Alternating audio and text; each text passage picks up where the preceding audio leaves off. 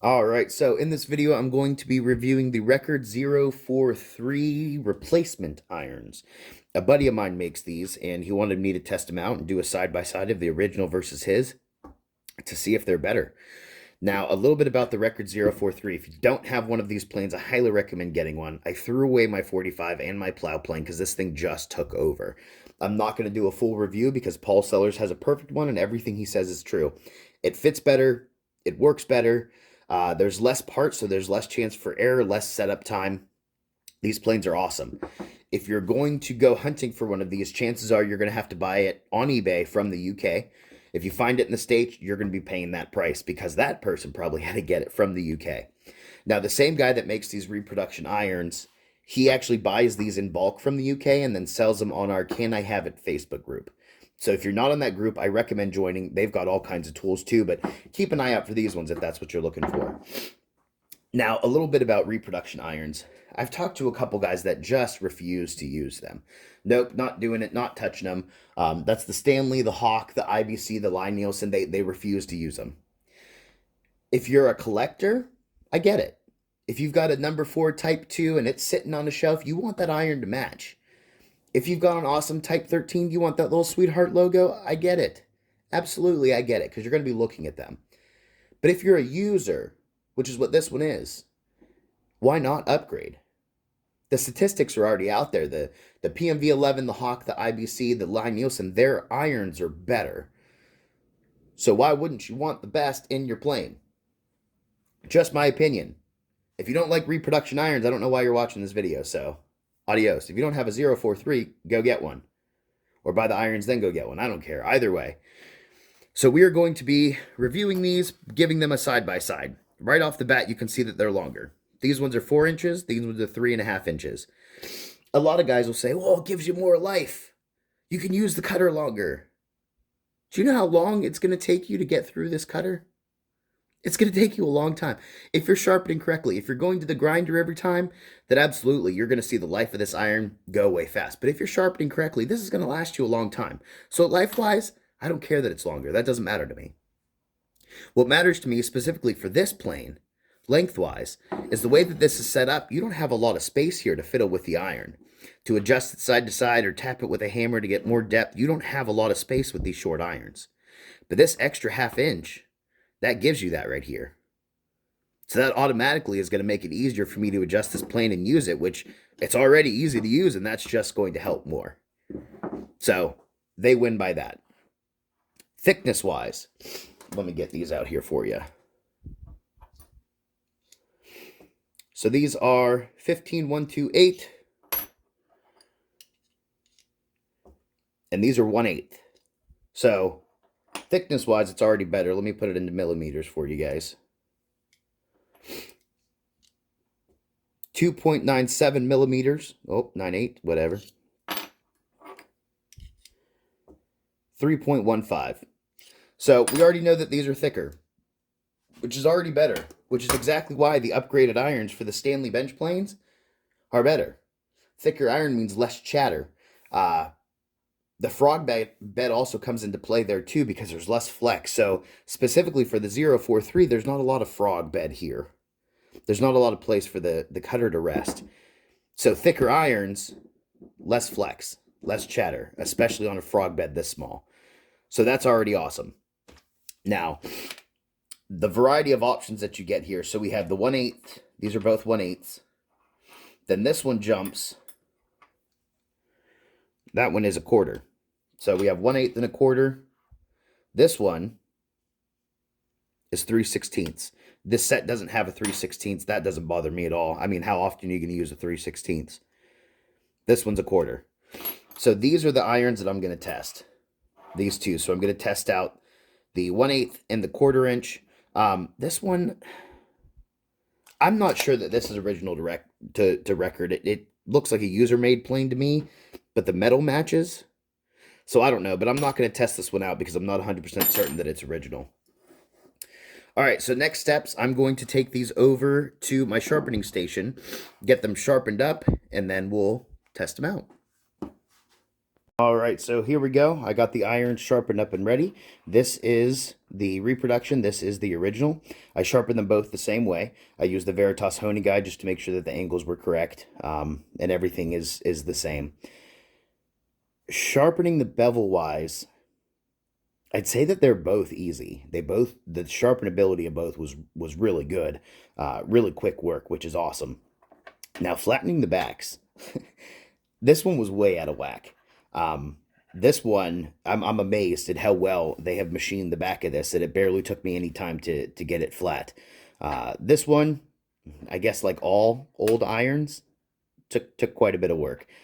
It was pretty out of whack, but they're both good to go, both shaven hairs. The other thing I did in the meantime was I added a fence to this. I'm probably going to do a bigger one later, but I'm happy with this one for the purposes of this video. If you don't have a fence on yours, I definitely recommend it because their fence is really small. So I'm going to go ahead and throw the original iron in there, and we'll see how they perform. All right, so I have it set up with the original iron. Just a tip when setting these up, there's that little groove right there. You can put your finger right there while you're tightening and adjusting and doing all that kind of stuff. So that's awesome. I'm not going to go through the whole setup or how to use these, but as you all know, start from the end of the board. Take a couple passes. I'm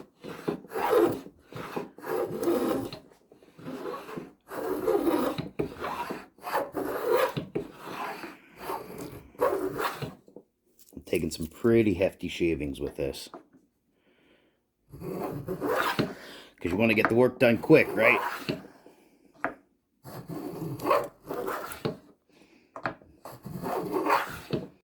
All right, so here we go with the Reproduction iron. I did my best to get it set exactly the same as the other one with the thickness of shavings that we were taking here. So let's give it a go here.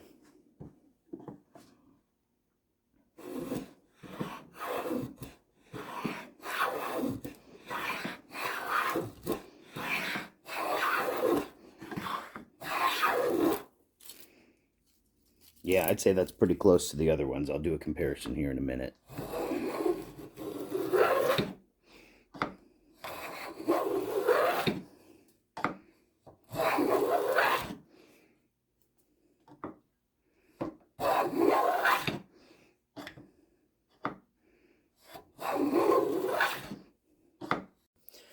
So there we go.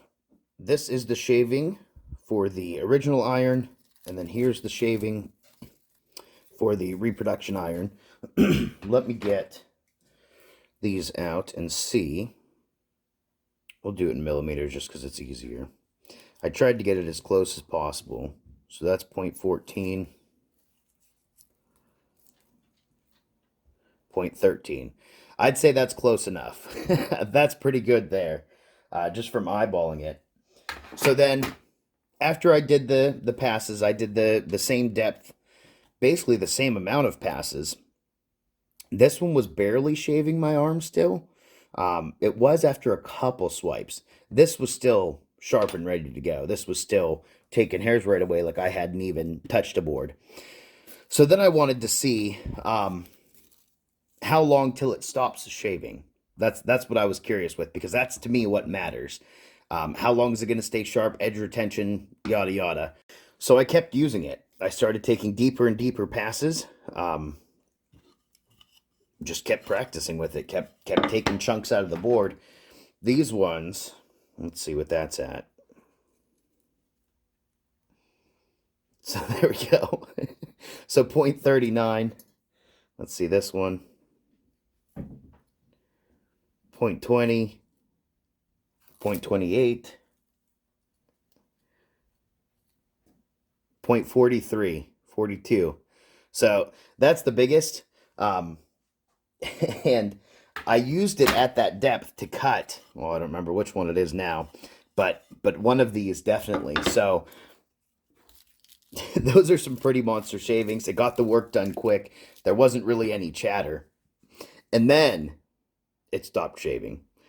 But that was after how many, how long, how thick those shavings are. Yeah, so I'd say I'm very happy with the edge retention on this more than the original. Edge retention definitely better on the reproductions. The other thing that I noticed is it just cut easier. It was smoother. It was easier to use than this one. That's that chatter that we had talked about with having a little bit of a thicker iron. So definitely reproduction wins in that way too. So as I think you can see already, I am not going to test out the 1/8 iron cutter. I've already made my decision after using the 1/4 inch ones. So we're just going to do an overall review of them and let you know how they paired off face to face. So lengthwise, 4 inches, 3.5 inches.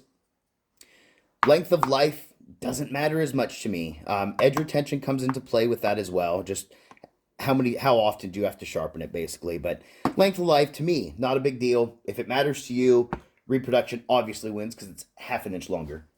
Now, sharpening, when you're using it to sharpen and you're using it in the plane, that extra length definitely helps. So we're going to go ahead and reproduction wins there. Thickness-wise, the original came in at you probably can't even read that, 2.96 millimeters. The original came in at 2.96 millimeters. The reproduction was 3.14 millimeters. One thing I want to mention with these, the original ones were not consistent across the length and across the different irons. They weren't the same. They were different millimeters by points, not significantly, but by points. These ones were consistent across the length of it and across the different irons that I have. So thickness-wise, reproduction is going to win because it's thicker, and that matters because there's less chatter. So thickness, definitely reproduction. Sharpenability, I got to say that they're equal. I didn't find one easier than the other or one tougher than the other, nothing like that. So sharpenability, I'm going to put that they're both equal. Flatness-wise, flattening the back of the original one was a pain. Flattening the back of the reproduction one was a lot easier. It was basically just polishing the back because it was really already flat. It was just polishing it to match the grit that I put on the bevel. So flatness-wise, definitely going to be the reproduction. Smoothness of the cut. I definitely have to go with the reproduction here. Now, if you're going to take monster shavings, you're going to see that it's not smooth because you're taking monster shavings. I don't know that this one could even take monster shavings. So I do want to say that. But smoothness of the cut, it's definitely going to go to the reproduction when they were both equally paired with the thickness of the shaving that I was taking. So definitely smoother. Cut quality. The reproduction's going to win because with the original one, we had these hairs here. So that's now something that I have to go back and clean up with a chisel or whatever you're going to do. But those hairs, they're going to get in the way. So cut quality is definitely going to the reproduction. Ooh, there we go. The other thing is when I was taking monster shavings, it was still doing a fantastic job at the cut quality. Now, I did start getting some shavings and stuff like that here with the little hairs on the side, but I was taking some crazy shavings where you're not really using this anymore. It's going to start on the sides here, and that's how you get those hairs. So still going reproduction for the cut quality. Now, edge retention.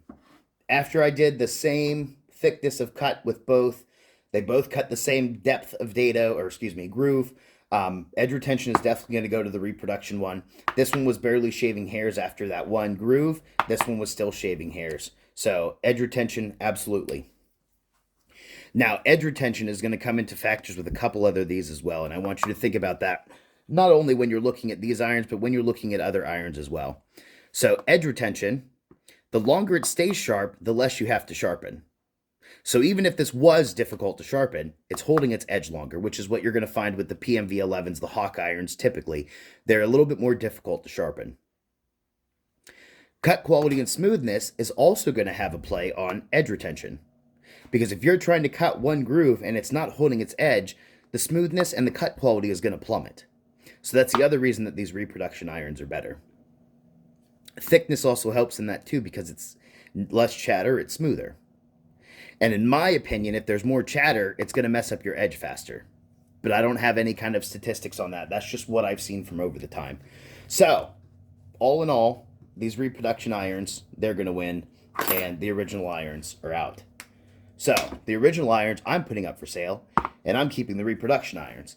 Now, I don't know where he's going to be selling these. I'm not sure if it's going to be the Can I Have It Facebook group exclusive. But no matter what, if you're looking to upgrade a user, like we talked about before, if you are a collector, you're probably going to want it with the record stamp on there. If you're a user, I highly recommend getting these because, as you can see, they just outshine the originals in all the different categories. So yeah, I hope you guys like this review.